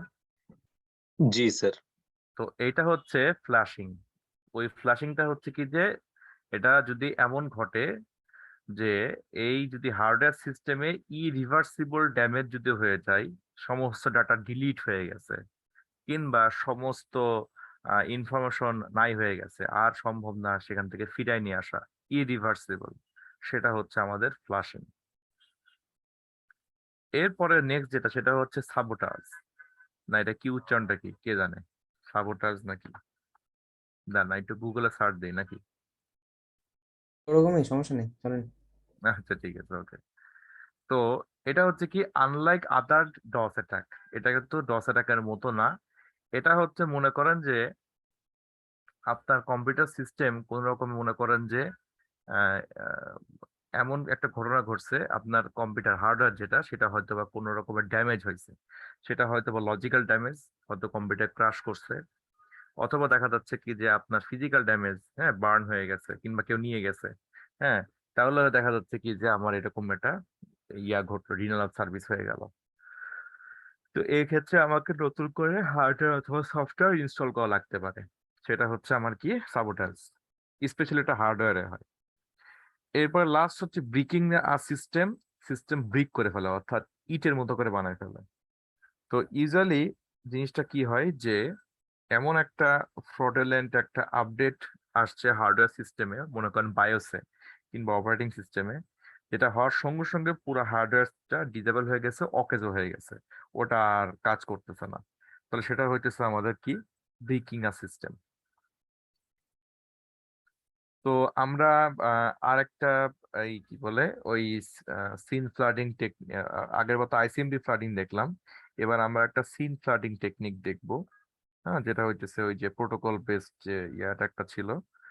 আর এইটা আমরা ব্যবহার কিন্তু আমাদের করব আমাদের ফেভারেট মেটাসপ্লয়েট যে টুলটা আছে, মেটাসপ্লয়েট টুল ব্যবহার করার মাধ্যমে। আর এরপরে আমরা আরেকটা জিনিস দেখবো, সেটা হচ্ছে কি যে স্যার যদি আপনারা অনলাইনে আক্রমণ করেন, যদি কোনো একটা র্যান্ডম কোনো সার্ভারে পারমিশন না নিয়ে, যেটা আপনাদের কোন অবস্থাতেই করা আমি ইয়া করছি না, মানে সাজেস্ট করছি না, এনকারেজ করছি না, ডিসকারেজ করছি, আপনারা কখনোই করবেন না এটা। তো যদি সেটা ডাউন হয়ে যায় তাহলে কোথায় গিয়ে চেক করবেন যে আসলে ডাউন হয়েছে কিনা, তারও হইতেছে একটা লিঙ্ক আমি এখানে দিয়ে দিব। যদিও বর্তমানে কম্পিউটার সিস্টেম বা ক্লাউড সিস্টেম ইন্ট্রোডিউস হওয়ার জন্য কিন্তু ডস অ্যাটাক প্রায় এখন অকেজই হয়ে যাওয়ার পথে, এবং আমি as a ethical hacker DoS অ্যাটাককে আমি কনসিডার করলেও পেনশন টেস্টার হিসেবে আমি কমপ্লিটলি ডস অ্যাটাককে ইগনোর করি। এটা কোনো পেনশন টেস্টিং মেথডের ভিতরে অথবা স্টেপের ভিতরে, স্টাডির মধ্যে একদমই পড়ে না। তো চলে আসছি আমার কালদিনাক্সে। কালদিনাক্সে এসে এসে আচ্ছা আবার একটু ওয়েট করি।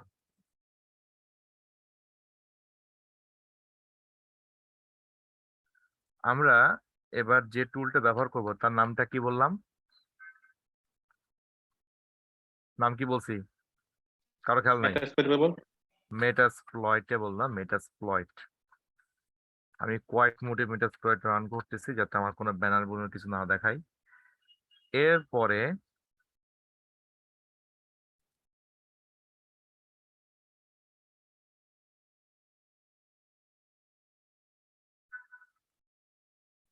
একটু ওয়েট করি, এখনো চালু হয়নি।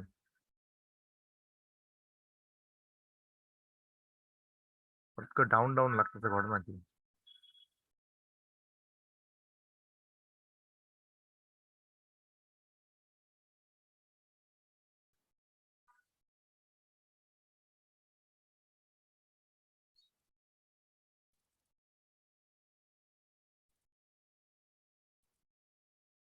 হুম, চলে আসছে। এরপরে আমি সার্চ করব হচ্ছে একটা ডসের মডিউল,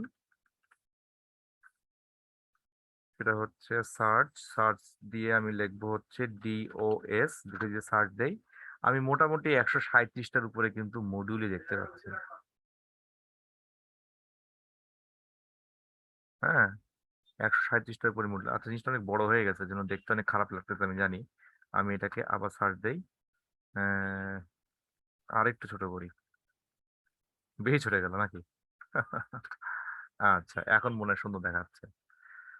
যদিও বা আমার মনে হয় আপনাদের স্ক্রিনে জিনিসটা ক্লিয়ার মনে হয় আসছে না নাকি? চোখের উপর একটু প্রেশার পড়তেছে এই আর কি। চোখের উপর একটু সমস্যা নেই। প্রেশার পড়ছে, দুঃখিত। আমি জাস্ট এইটার ইয়াটাকে ইন্টারফেস যাতে ক্লিন আসে আপনাদের সামনে, আমি সেই জন্য একটু ছোট করে নিয়েছি। হোপফুলি রেকর্ডিং ভিডিওতে আপনারা ক্লিয়ারই দেখতে পাবেন।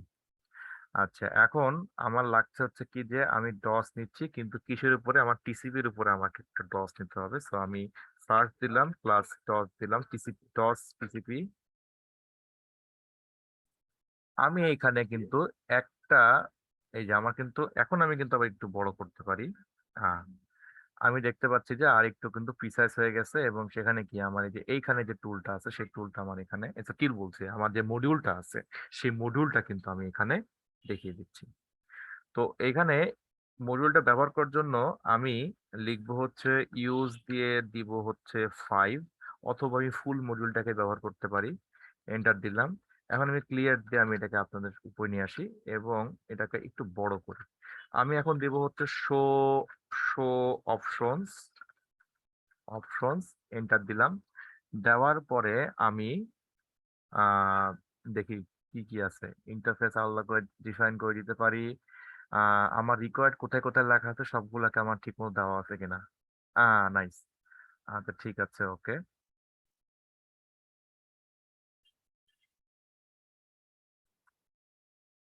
আমি আর হোস্ট দেব, তাহলে সেট আর হোস্ট দিলাম 192.168.0.110 দিলাম, এবং পোর্ট হইতেছে আমার ওয়েবের অ্যাপ্লিকেশনের পোর্ট, সেখানে আমি দিয়ে দিই যাতে আমার এখানে না আসে। আচ্ছা, তো সেখানে আমি দেব হইতেছে আমার 80তেও দেওয়াই আছে, তারপর যদি আমি থাক আমার 80 দেওয়াই আছে, দরকার নাই। আমি যদি এখন যদি রান অথবা এক্সপ্লোর দেই তাহলে কিন্তু আমার সে এখন সিন ফ্ল্যাগ পাঠানো শুরু করে দিছে 80 পোর্টে।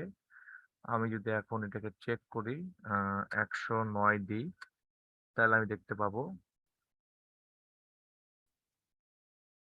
বিষয় কি, কিছু দেখা যায় না কেন? কোনো কিছু চেঞ্জ হয়ে গেছে নাকি আমার?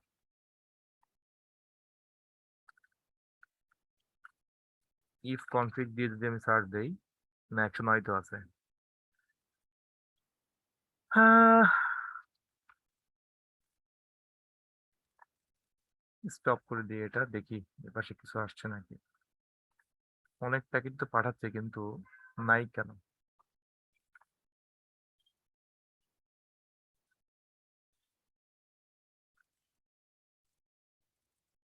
এবং সেই সাথে আমি যদি 192.168.0.110 দেই, তাহলে কিন্তু আমি দেখতে পাচ্ছি জিনিসটা ঘুরঘুর ঘুরঘুর ঘুরঘুর করতেছে। আমার কিন্তু ওটা পাচ্ছে না, দেখা যাচ্ছে না। আমি যদি এখন কাজের ইয়াকে বলি, মেটাসপ্লয়েডকে যদি বলি যে তুমি থেমে যাও, তোমার এখন আর অ্যাটাক দেওয়ার দরকার নাই, বহুত অ্যাটাক দিছো, আমি কন্ট্রোল সি দিলাম, কন্ট্রোল সি দিয়ে আমি এটাকে ছেড়ে দিলাম। এখন কি আমি দেখতে পাচ্ছি যে আমার ওই পেজটা কিন্তু লোড হয়ে গেছে। একটু আগে কিন্তু পেজটা এত বেশি ইয়া ছিল, বিজি ছিল, আমাকে সে এটাকে এই রিকোয়েস্টে সেখানে ঢুকছিলই না। ঠিক আছে, আচ্ছা ঠিক আছে। এখন আমি বর্তমানে তো এই ডিডোস অ্যাটাকটা এত বেশি কার্যকর হয় না, তো সেক্ষেত্রে কি করা যাবে? সেক্ষেত্রে হচ্ছে কি করবেন, আর এটা একটা বাদ দিবেন দেওয়া। তো এটার বদলে কি দেওয়া যায় সাপ্লিমেন্ট? এটার আপনার কনসেপ্টটা কি, আপনার রিসোর্সকে কনজিউম করা, তাই না? জি আমি জি। আপনাকে ক্লাউড কম্পিউটিং এর লজিকটা কি সেটা আমি আপনাদেরকে একটু বুঝাই, তাহলে ব্যাপারটা বুঝতে পারবেন।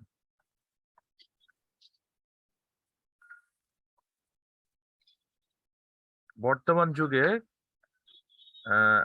যে নেটওয়ার্ক আর্কিটেকচার, হ্যাঁ, বা যে ডেটা সেন্টার গুলিতে অথবা আদার্স ক্লাউড ইনফ্রাস্ট্রাকচারে আসলে কিভাবে সেট আপ করা থাকে, সেখানে ইউজুয়ালি আপনার যে অ্যাপ্লিকেশন যেটা আছে সেই অ্যাপ্লিকেশন গুলা কিন্তু একটা টেমপ্লেটের মাধ্যমে একটা দেখা যাচ্ছে ভার্চুয়াল মেশিন বা ক্লাউড মেশিনে এটাকে সেট করা হয়। মনে করেন যে এইটা হচ্ছে সার্ভার, আমি সার্ভার নাম দিলাম হচ্ছে S1, এবং এইটা একটা নেটওয়ার্ক এন্ট্রি পয়েন্ট হিসাবে বা গেটওয়ে পয়েন্ট সাথে যুক্ত করা থাকে, আমি তার নাম দিচ্ছি লোড ব্যালেন্সার।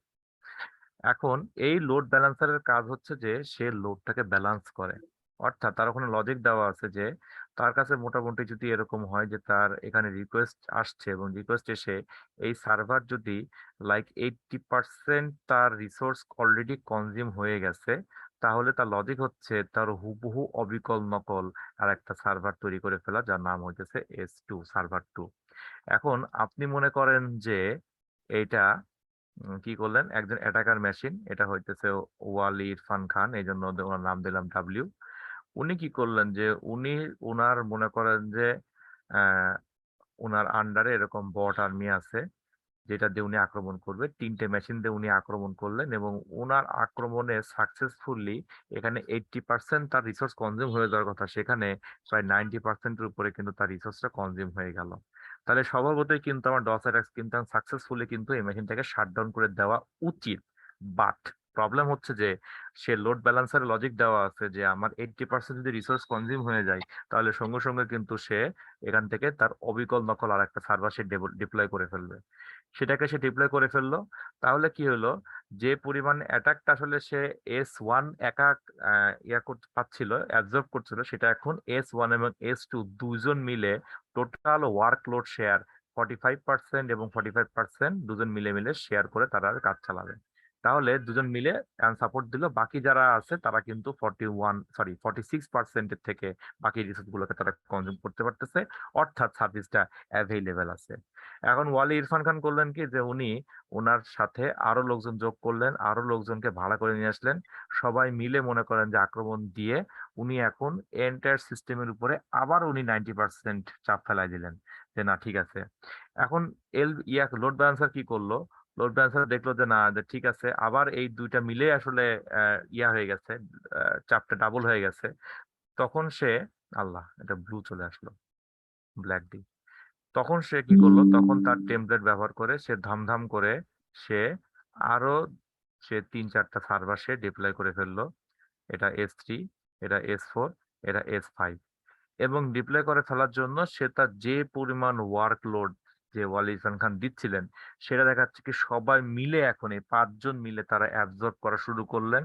অর্থাৎ টোটাল দেখাচ্ছে কি তাদের ওয়ার্কলোড চলে গেল প্রায় আবার ঠিক সেই ঘুরে ফিরে সেই 40%-এর কাছাকাছি। সবাই মনে করেন যে 40% ওয়ার্কলোডে আছে, বা যদি একসাথে যদি 100% যদি আমি ওয়ার্কলোড চিন্তা করি, তাহলে সবাই মিলে 20% ওয়ার্কলোডে আছে।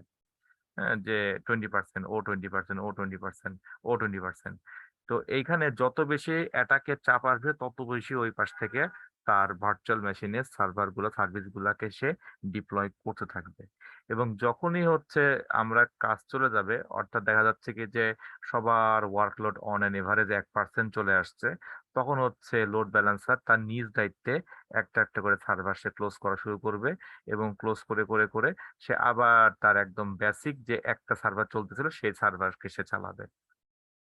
তো এখানে এই একটা হচ্ছে, ব্যাপার, হ্যাঁ এ- বলেন। এক- আপনার হচ্ছে এই যে সার্ভার যেগুলো সে ডিপ্লয় করতেছে লোড ব্যালেন্সার, এটা হুম তো হচ্ছে আপনার ভার্চুয়াল সার্ভার, কিন্তু একটা মেন ফান্ডামেন্টাল সিস্টেম থেকে তো সে তো রিসোর্স অ্যালোকেট করতেছে, তাই না? তাহলে হুম সেটা যদি আপনার লিমিটটা রিচ হয়ে যায় তখন কি করবে সে? না, এই তো স্যার ব্যাপারটা বুঝতে পারলেন না। আমি না, বলছিলাম, আমি আমি আমি হ্যাঁ, আম- আমি আপনার মানে প্রশ্নটা কোশ্চেন আপনার কোশ্চেন এক্স্যাক্টলি বুঝছি, খুব লজিক্যাল একটা কোশ্চেন করছেন। এটা হচ্ছে কি ক্লাউড কম্পিউটিং নিয়ে একটু মানে হয়তো স্টাডি আপনি করা, মানে বা কি বলবো, বেশি করা হয়নি, এই জন্য হচ্ছে আপনার কোশ্চেনটা এরাইজ হয়েছে। ওকে, এই জিনিসটা যে এই যে ক্লাউড কম্পিউটিং এ যখন একটা সিস্টেম ডিপ্লয় করা হয় অটোমেশন করার জন্য, সেখানে কি করে, সেখানে হচ্ছে কি যে ওখানে বেশ কিছু রকমের অটোমেশন স্ক্রিপ্ট থাকে, যেটার মাধ্যমে ওই স্ক্রিপ্টটাকে ফলো করলে একটা সার্ভার অটোমেটিক ডিপ্লয় হয়। অটোমেটিক সে ডিপ্লয় করে কোন সফটওয়্যার লাগবে, কোন সার্ভিস লাগবে, কোন ডেটাবেস লাগবে, সে সম্পূর্ণরূপে ওই স্ক্রিপ্ট দেখে সে হচ্ছে নতুন একটা সার্ভার ডিপ্লয় করে। ওই স্ক্রিপ্টটা এই যে ডাটা সেন্টারটা আছে ওর আশপাশে ধারে কাছে কোথাও থাকে না, সেটা হয়তো ডিফারেন্ট একটা লোকেশন থাকে এবং ও প্রসেসিং পাওয়ার ক্যারি করে না। ওর কাজ হচ্ছে একটাই, একটা সার্চ বা একটা টেমপ্লেটের মতো, যার মধ্যে কিভাবে সার্ভারটাকে ডিপ্লয় করা হবে, কিভাবে সার্ভারটার ভিতরে কোন সফটওয়্যার ইনস্টল করা হবে, এবং ওই সফটওয়্যার কিভাবে সে অ্যাপ্লিকেশনটাকে ডিপ্লয় করে অ্যাপ্লিকেশনকে মানুষের কাছে দোরগোড়ায় পৌঁছে দেবে। ওই কনফিগারেশনটা একদম বাংলা হাতে লেখা থাকে, জাস্ট লাইক আ টেক্সট ফাইল। কিন্তু র প্রসেসিং পাওয়ারটা আমার লোড ব্যালেন্সার কোথা থেকে পাচ্ছে? একটা তো নিশ্চয়ই একটা মেশিন থেকে পাচ্ছে, সে তো আর জাদু করে তার মহাশূন্য থেকে নিয়ে আসতেছে না। আচ্ছা আচ্ছা, তাহলে বিষয়টা হলো কি যে আপনি সেগুলোকে ভার্চুয়াল সিস্টেম হিসেবে ধরতেছেন, এই পুরো সিস্টেমটাই থাকে হইতেছে একটা বড় হার্ডওয়্যার সিস্টেমের মাঝখানে, যার প্রসেসিং পাওয়ার, টোটাল ডাটা সেন্টার প্রসেসিং পাওয়ার আপনি সবাই মিলে করলেও সেটাকে আপনি ডামাই দিতে পারবেন না। আমি সেই কথাই বলতেছি, মানে মনে করেন ওরা সেখানে এতটাই 100,000, এতটাই হ্যাঁ ক্যাপাবিলিটি বেশি থাকে যে সেটা আসলে মানে লিটারালি ইয়ে করা সম্ভব না, সেটাই না, বলতেছি আর কি। ডাউন করা সম্ভব না, রাইট? আমি সেই জন্য প্রশ্নটা করলাম যে হ্যাঁ, কোনো না হ্যাঁ। কোনো একটা জায়গা থেকে সে তো হর্স পাওয়ার তো নিয়ে আসে, সে তো আর তো কোন হুম। রকম ইয়ে অশরীরী শক্তি না সেটা। তো এইটা আপনাকে ডাউন করতে হলে আপনার মনে করেন যে আপনার মানে একটা ডাটা সেন্টার ডাউন করতে হলে মনে করেন আপনার আন্ডারে আরো 2-3টা ডাটা সেন্টার থাকতে হবে, এরকম একটা পাওয়ার নিয়ে বসতে হবে আপনার। আর বুঝতে এই পারছি। ডাটা সেন্টার ডাউন করার জন্য আপনার যে হর্স পাওয়ার নিয়ে বসবেন ওইটার পিছনে আপনি যে ইনভেস্ট করবেন অ্যাটাকিং পয়েন্টে, ওটা ইনভেস্ট করা আসলেই লেজিটিমেট কিনা বা কিনা ওয়ার্থ ইট কিনা তার উপর আসলে ডিপেন্ড করে। জি, বুঝতে পারছি। মনে করেন যে আপনি ডাউন করার জন্য আপনি বাজেট ধরছেন হইতেছে 100 কোটি টাকা, আপনার হার্ডওয়্যারের মানে বাজেট, অ্যাটাকের বাজেট 100 কোটি টাকা। এখন একটা এই এই সাইবার সিকিউরিটি ওয়ার্ল্ডে একটা জিনিসের নাম আছে, সেটা যারা হচ্ছে সাইবার সিকিউরিটি নিয়ে যারা অ্যাকচুয়ালি কাজ করতেছে, ফর এক্সাম্পল জিডিপিআর, তো তারা কি করে, তারা এটাকে একটা টার্ম বলে, তার নাম হচ্ছে অ্যাসেট বলে, ঠিক আছে? আর যারা এই হ্যাকার যারা আছে ওরা এটাকে বলা হইতেছে হ্যাক ভ্যালু।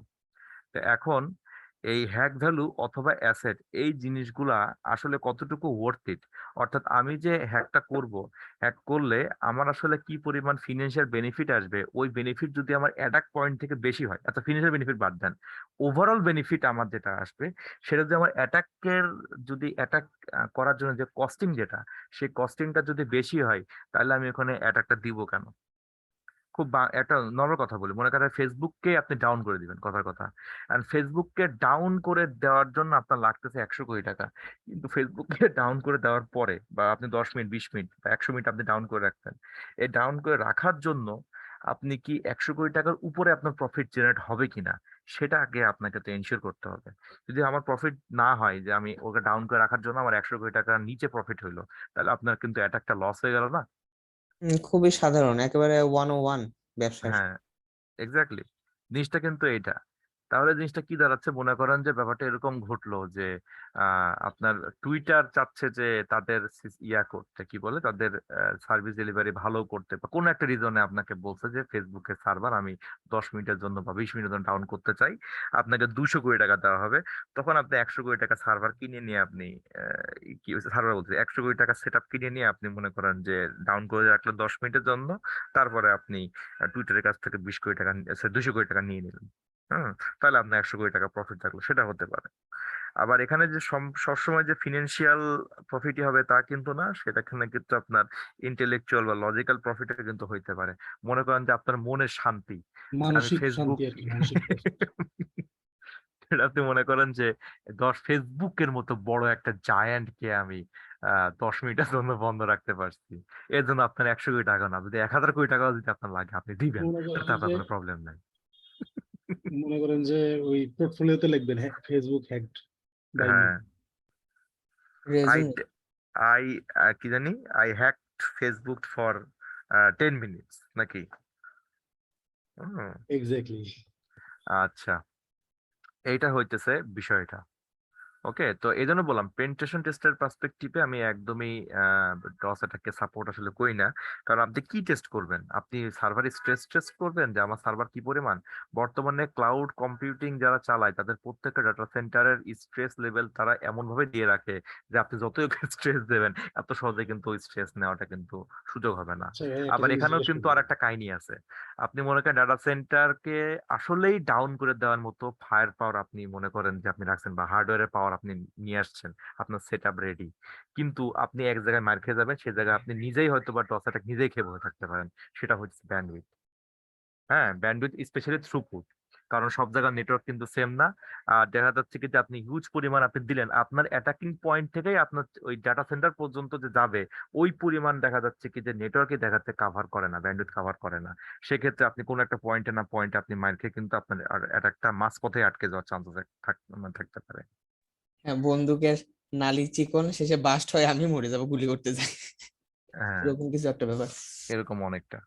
তো এই জন্য বললাম আর কি যে জিনিসটা হইতেছে বিষয়, কিন্তু সবাইকে মাথায় রাখতে হয় যে কারণ যদি সিঙ্গেল এন্ড সার্ভার যদি চালানো হয় তাহলে কিন্তু ডেফিনেটলি কিন্তু হতে পারে, কি বলে, এই ডস অ্যাটাকের সম্মুখীন হয়ে সেটা কিন্তু ডিনাল অফ সার্ভিসে চলে আসতে পারে। আমাদের কমন ডস অ্যাটাক যেটা এই কিছুদিন আগেও খুব ভালোভাবে হতো, এখন একটু কমে গেছে, সেটা হচ্ছে কি, এটা আসলে ডস অ্যাটাক না, এটা এটা হইতেছে মানে মানুষের চাপ আর কি, হ্যাঁ, লেজিটিমেট টস অ্যাটাক আমি বলছিলাম। এটা হচ্ছে ওই যে এসএসসি আর এইচএসসি রেজাল্ট চেক করার সময় সার্ভার ডাউন হয়ে যাইতো আর কি। তো এটা হচ্ছে সবাই মিলে একযোগে যখন ওইখানে রিকোয়েস্ট করতো যে আমি দেখতে চাই যে আমার রেজাল্টটা কত, তখন কিন্তু এই ঝামেলাটা ঘটতো। আচ্ছা আমাদের জাতীয় বিশ্ববিদ্যালয়ের নিত্য নৈমিত্তিক ঘটনা। আচ্ছা, এটা হচ্ছে কোনো একটা সার্ভারে হয়তো রাখছে, সার্ভারে হয়তো এরকম ডাউন হয়ে যায়। তো আপনি চাইলেও আপনি যে বসে বসে এই কাজ দিতে পারেন, যদিও আমি এটাকে অবশ্যই কিন্তু এনকারেজ করতেছি না। আচ্ছা, এরপরে লাস্ট যেটা জিনিস সেটা হচ্ছে কি চেক সার্ভার ইজ ডাউন। যদিও এই সার্ভিসের প্রতি আমার নিজেরই আসলে একটু ডাউট আছে, তারপরও যেহেতু এটা একটা কনসেপ্ট আর এটা ইউজুয়ালি ইয়াতে আসে, তো আমি এই জন্য এটাকে দেখাচ্ছি। সেটা হচ্ছে যে আপনি যদি চেক করে দেখেন যে কোন একটা সার্ভিস ডাউন করার পরে সেটা ডাউন হয়েছে নাকি, আদৌ ডাউন হয়েছে নাকি নেটওয়ার্কের মধ্যে, সেটা আসছে কি আসছে না, তাহলে সেটা কিন্তু আমার এখান থেকে দেখা সম্ভব। আমি ওই লিঙ্কটা আমি আপনাদেরকে চ্যাটে দিয়ে দিই, যাতে যখন আপনারা ভিডিও দেখবেন তখন যেন আপনারা ইয়া করতে পারেন, এটাকে দেখতে পারেন। আচ্ছা, এখন এইখানে বেসিক্যালি রিজনটা হচ্ছে কি যে এখন বর্তমানে আরেকটা বিষয় আছে, সিডিএন বলে এটাকে। সেটা হচ্ছে আপনি এক জায়গার সার্ভার আপনি ডাউন করলেও আরেক জায়গা থেকে ডাটা সেখানে আপনার চলে আসতেই পারে, খুব স্বাভাবিক এটা। আপনারা গুগলে যদি পিং করে দেখতে চান, দেখবেন যে গুগল বিভিন্ন জায়গা থেকে আপনাকে সাপোর্ট দিচ্ছে। গুগলের নিজস্ব রিটার্ন অল্টারনেটিভ নেম সার্ভারে আছে প্রায় 6টা 8টার উপরে, 6টা না 8টা, ফেসবুকের মনে হয় 6টা, গুগলের আছে মনে হয় 8টা। তো এখন এটা ছাড়াও আপনার সিডিএন দিয়ে যখন করে, তো সেখান থেকেও যদি ডাটা আসে, তাহলে কিন্তু আপনি সার্ভিসটাকে সম্পূর্ণরূপে কিন্তু কাবু করতে পারলেন না। তো যাই হোক, তো এটা একটা আসলে ওয়ে যেটাকে আসলে চেক করা যেতে পারে যে আসলে সিস্টেমটা ডাউন হয়েছে কিনা কিছুক্ষণের জন্য বা অল্পক্ষণের জন্য বা পুরোপুরি ভাবে। হ্যাঁ, তো এই ছিল হইতেছে আপনাদের ডিনায়াল অফ সার্ভিস। আর যেহেতু হাতে আমাদের 2-1 মিনিট হাতে সময় আছে, তো আমি যেটা করতে পারি সেটা হচ্ছে কি আপনাদের চট করে আগের ক্লাসের পড়া যেটা হানিপট যে অংশটা আমার বাকি ছিল, সেই হানিপট অংশটা আমি আপনাদেরকে একটু দেখিয়ে দিই, যাতে আমার পড়া কিছুটা আগানো থাকে।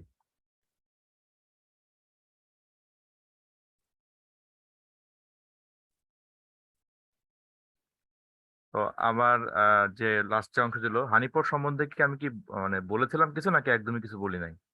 ভাইয়া আজকে আর বললেন না, আর মাত্র 4 মিনিট বাকি আছে, আপনার পরবর্তী ক্লাস শুরু হয়ে যাবে।